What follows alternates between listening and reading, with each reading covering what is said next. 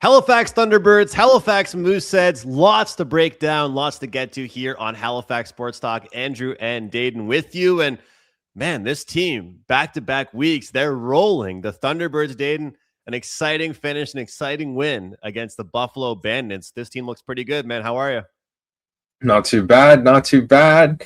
Halifax Thunderbirds sitting first place in the NLL, albeit 2 games into the season, but 2-0 in the record, so that's great. I actually watched a video today of some guy on YouTube who's like some teenager going to his first Bandits game ever, and he gave me a full breakdown of the game, everything that happened, and he was like so pumped, and then they lost, and he was just like so happy to be there, and I was just like, right on, dude. I want your energy.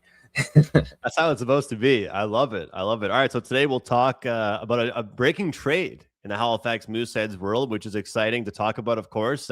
It's that time of year in the QMJHL and CHL overall. We see some trades, and of course, they have that pause where no trades can take place, and the holiday break is coming up soon. But we do have to get to a party that took place over the weekend, and you and I got to meet for the first time in person, even though we've been doing shows and podcasts together for a while now. So it was great to meet you in person for the first time, have some laughs, have some fun. A huge thank you and shout out to Pat Mayo. Of course, he's our leader here with this project at Halifax Sports Talk, Mayo Media Network. So a great time, and great food, great drinks, great people, and a great spot to be. So we got to give a huge thanks to Pat for that. And kind of funny, man. Like this is the world we live in with online shows, but we've been talking backstage, on stage together for a while now, and our first time meeting in person. Great time. Yeah, it was fun. Pat told me to go grab something. He was like, "Man, have you had anything to eat yet?" And I was like, "No, I've just been kind of chatting around with everyone." He's like, "Oh, gotta go grab something." So I went upstairs, and immediately I was like, I asked somebody, I was like, "Where's the meatballs?" They were like, "Might not be much left after Tim was here." And I looked, and there was like a few meatballs left after Tim was there. So, Tim, leave me some next year, please. That's tough. That's tough. Yeah, I grabbed mine a couple minutes after I got in the building. I shook a few hands, met some people, and made my way over to the food section. It was pretty good. But thank you to Pat. A great time. And that was my first Christmas party of the year. So looking forward to that. And holiday season is officially kicked off. All right, back to the sports talk. The Halifax Thunderbirds, man, they're setting the bar pretty high for this season because back-to-back electric performances. No, it wasn't, a masterful defensive effort. No, it wasn't a goaltending performance that was putting, in the history books. But man, oh man, this team continues to get the job done. And I'll tell you, overtime finish, I mean, just this offense to be able to put up the numbers that they do at the right time, for the consistency they have and the clutch factor that this team has. Halifax is very, very lucky to have the team that they do. And we talked about it with Jeremy.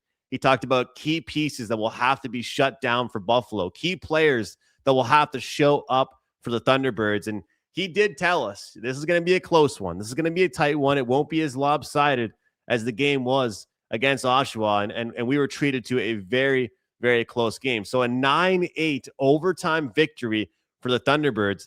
They're not 2-0 here, Dayton, and they're also the number 1 team in the NLL. Gotta love it.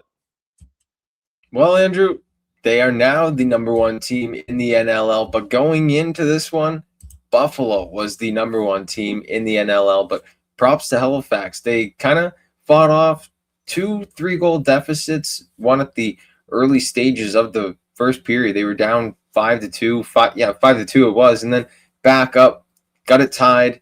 They were down 6-3, down 7-4, and all through the game they were able to fight back and get things tied up, even taking the lead at the end. And although Buffalo was able to tie it up, they did force overtime and get things done in the final period, or final quarter, I should say, because in lacrosse there are 4 quarters, not 3 periods. Something that I had to get used to when I first started watching. But yeah, Halifax, a resilient squad going into a arena that I thought, like I asked Jeremy about on Thursday, I knew the Buffalo sports fans needed something to cheer for, and the Bandits are their team to cheer for. I knew it was going to be a hostile environment, and the Thunderbirds were able to get it done in overtime. So big shout out to them. Warren Hill, 45 saves on the night. He's looking to kind of be a brick wall. Like they say, he's the king of the hill, and he's been definitely showing that so far this season. I got to just say, your background looks fantastic, by the way, there, Dayton. I really like that background. Got the lights going, the jerseys looking good there. But you're right. And you know what? I feel almost ashamed that I said, oh, it wasn't a huge goaltending performance of a night. It was. I guess that just wasn't the main story like it was in week one, because you're right. Hill with an unbelievable performance, a ton of saves for him. And we talk about this when we talk about the Mooseheads, but it's a little bit different, I guess, in a sport like lacrosse. You've got your top dogs that need to be your top guys every single week. And, you know, for Peterson and for Theed to both step up, 3 goals each, the consistency level, the clutch factor. And I know it's earlier in the season, so it might sound funny to say this, but we all know that athletes get up for some games more than others. And you could just tell this Thunderbirds team was fired up for this game against Buffalo. And as we talked about on the show on Thursday, it was an exciting environment. I mean, the crowd seemed to be super into it. They were super loud, and going to overtime. And I love that Selly afterwards too. It was like a little bit of a fist bump, but nothing crazy, you know, just like, hey, I expected to do this. You know, this is what I'm paid to do. So this team looks pretty good. And I'll tell you what, like, it seems like right now they've got a lot of calmness in their game. They don't really seem to have much worry, no matter what the score is, no matter who, if they're down a man, whatever it is. They seem pretty calm out there. So really good to see. This team is top of the standings, top of leaderboard, and off a week now before back-to-back meetings against Saskatchewan. And what better of a storyline couple weeks than this? I mean, you open up at home, you play against Buffalo, then you got back-to-back games after a week off against the team that knocked you out last week. You got to love that for a storyline. And this team, they're going to be a problem. We saw Pat Gregoire tweet that out. This team is starting to look like a problem. And I love the way he said that. Yeah, Andrew, I actually was just going to bring that up. This Thunderbirds schedule, it's not playing them any favors, but they're definitely knocking down whatever comes their way. They started off against the new guys, the Firewolves from Oshawa. That's okay. 11-2. Get out of here. Next game, the 3-time reigning champs will take you down in overtime. No problem. Next up, the team that knocked you out of the semis. Well, I can't wait to see what they have in store for Saskatchewan, because that is going to be an absolute thriller of a home-and-home series, or a back-to-back series, I should say. So props to the Thunderbirds for being what they are as of 2-0 or 2-0 right now on the season, and everything looks to be firing in the right direction for the Birds. Love to see it, and I say this every time we talk about the Thunderbirds, but I can't wait to get to a game. Can't wait to get to a game. I think we'll be doing hopefully a team game at some point, a company game with all of us here at Mayo Media Network. So look forward to that, all of us getting to a game together. And, well, it's always fun to get to a game, but especially to a team like this that's playing the way that they are right now. And I will say, of course, it was Buffalo, so it's not like we had any other expectations but a close game. But sometimes you can worry when you see a team come off a week one performance that was just so dominant. Can it be tough to follow that up with that same sense of urgency? So now in a matter of 2 weeks, they've had practically one blowout victory and then one victory that's as close as you could possibly get with an overtime win. So it's pretty cool to see. I mean, you've got victories in both ways that you can win, really. Blowout fashion and overtime fashion, and they get it done in both ways. So super exciting there. We're going to be talking Thunderbirds at least twice a week here on the channel, guys. So make sure you subscribe.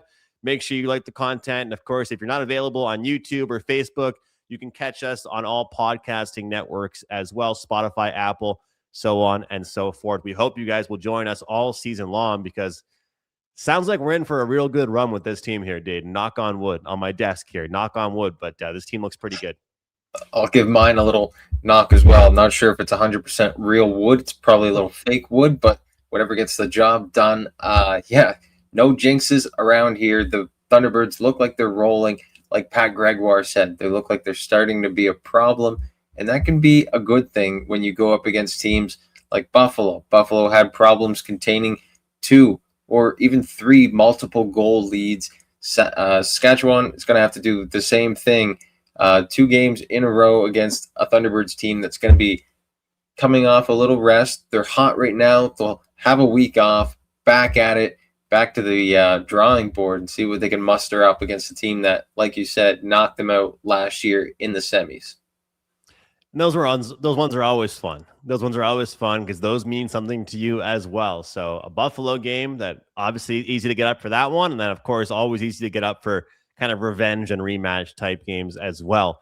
All right, next on the rundown, the Halifax Mooseheads are struggling a bit right now. Things aren't going the best for them. This team would like to have a little bit more consistency. And ever since that big win they had where they put up, 7 or 8 goals against the Regiment, and then they lost that second half of the back-to-back, things haven't looked great for them. Before we get to the recap of the Halifax Mooseheads' last couple games, let's take a look at a breaking trade from today. Who does not love a trade on a Monday? A Monday afternoon trade announcement for the Halifax Mooseheads as they trade for forward Samuel Rousseau for a 5th-round pick, who has been doing extremely well. We got the graphic right here. And, the numbers we've seen from him right now in the BCHL, I understand it's not the QMJHL, but the BCHL, he's done extremely well. And he's a 20-year-old player. And immediately when I look at this and I look at the quote from Halifax Mooseheads general manager Cam Russell, tells us all we really have to know about why this trade was made. Proven leadership, depth of experience will strengthen our work and elevate what we can achieve together. Cam Russell was looking for a vet.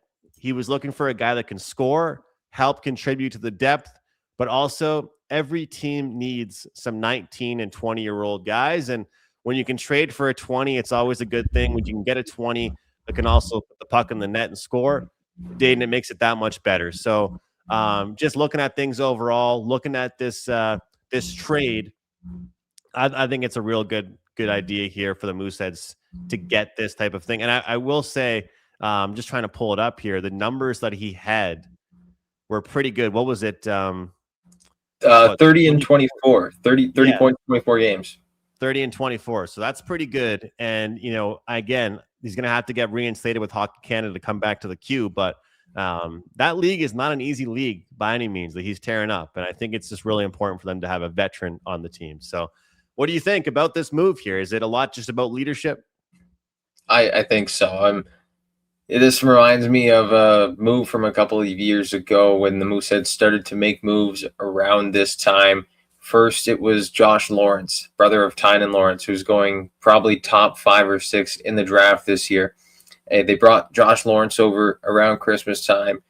And then right after that, they brought over Alex Doucette from Val-d'Or, and the Mooseheads were off. They made 2 trades for 2 older guys that could put the puck in the back of the net, and look where they ended up in the finals against Quebec in 2023. So that's what it kind of reminded me of when you texted me this morning and said Mooseheads trade. But yeah, maybe this will kick things in the right direction for the Mooseheads. Another set of 20-year-old legs in the room, more experience. It's just that that experience, the calmness, but also just, I think, to have an older guy in the room, it's always a good thing. And when the moments start to get tough, when there's the back-to-backs against the same team, we keep talking about how it's tough sometimes to mentally stay focused, to physically be ready for both those games. And, young teams sometimes don't struggle at the start of the season. It's when you start to get to the dog days of the season, right? Post-Christmas, everybody can look forward to the home opener, and then your first time traveling to play every team. But then when it starts to get into mid-December, early January, Christmas is over, New Year's Eve already came and left. Now it's just hockey. And you need to have those vets in the locker room. And look, I'm not saying they're going to have a guy come in and he's going to be the voice in the room, but sometimes this stuff can make a big difference. So we do not know when he will be lacing the skates up for the first time. We do know he will make a difference for this Moose lineup. All right, speaking of the Moose lineup, we talked about their struggles. They did get a win on the board against Charlottetown, but then after that, another tough 2 nights. What do you think right now, the status and the state of this Halifax Mooseheads team? Are you starting to get worried, or is it just this all part of being a young team? It is part of being a young team, but young teams can also have success. We saw it last year with the Mooseheads. They were the last place and the last seed into the playoffs, and obviously they're doing better this year, but young teams can still win hockey games, and it starts from the back end. And the biggest loss coming up for the Mooseheads that they are going to have to fill a void, Carlos Handel. He's going over to Minnesota, or he's going down to Minnesota, I should say, with Team Germany for the World Juniors. So he's going to miss probably around 8 games, I would say, with the club. So that's something that they're going to have to look at on the back end, see who can fill his spot. I know I've said the back end is a good spot for the Halifax Mooseheads. Lots of size, lots of maneuverability, whether it be north-south game or whether it be a physical game. But yeah, that's a big hole when you look at someone that was just drafted this year by the Habs.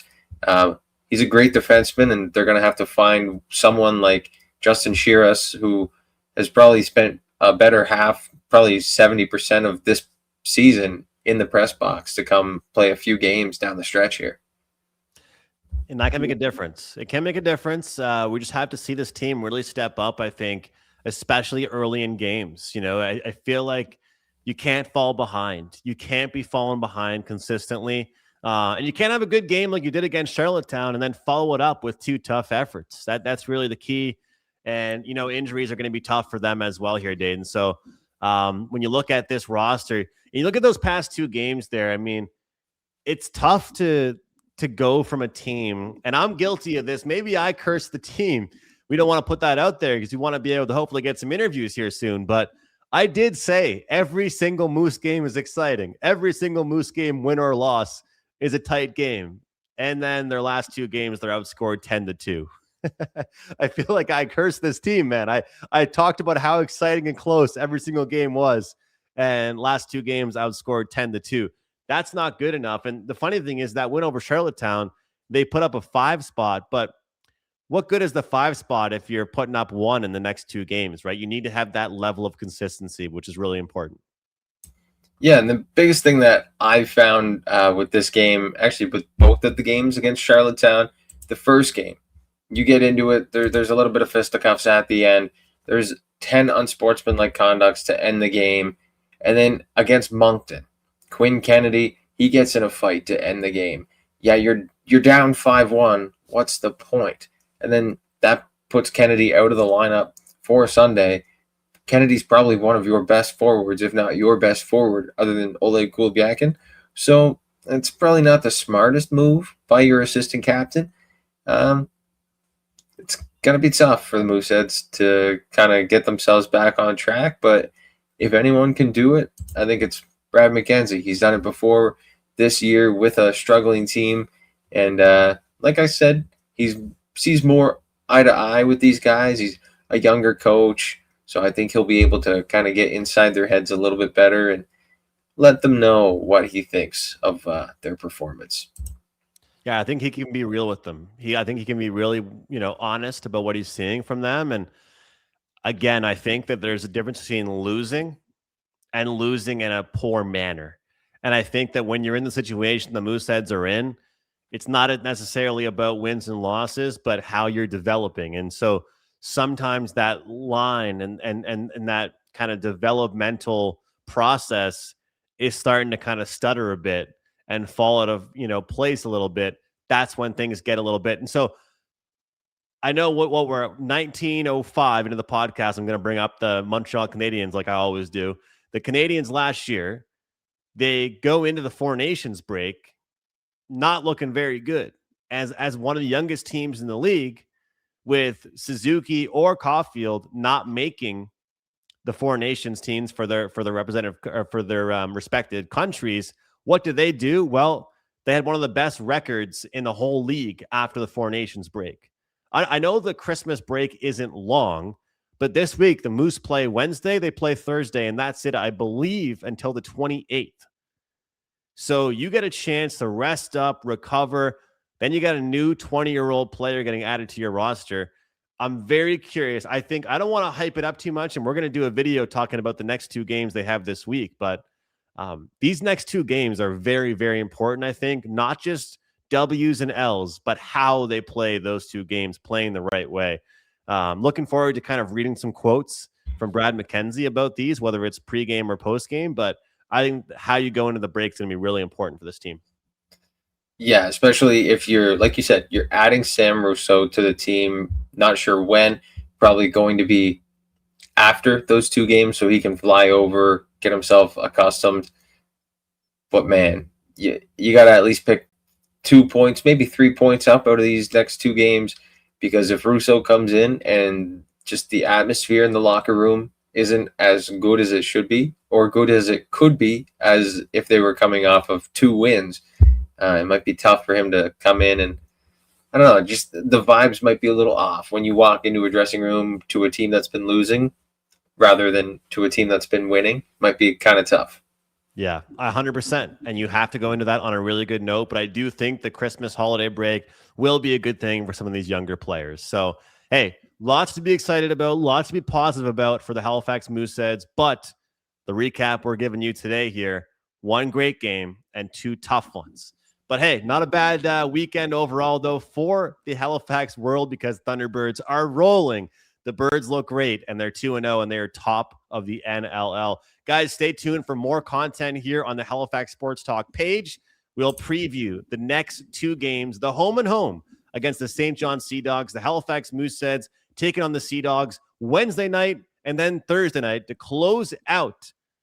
Well, I guess not close out the year, to close out the pre-Christmas break part of the year. Then they're back on December 28th. That will do it for this edition of Halifax Sports Talk, recapping the weekend. The next time we see you, we are hyping up the next 2 Halifax Mooseheads games. Thanks for watching, and we'll see you guys next time.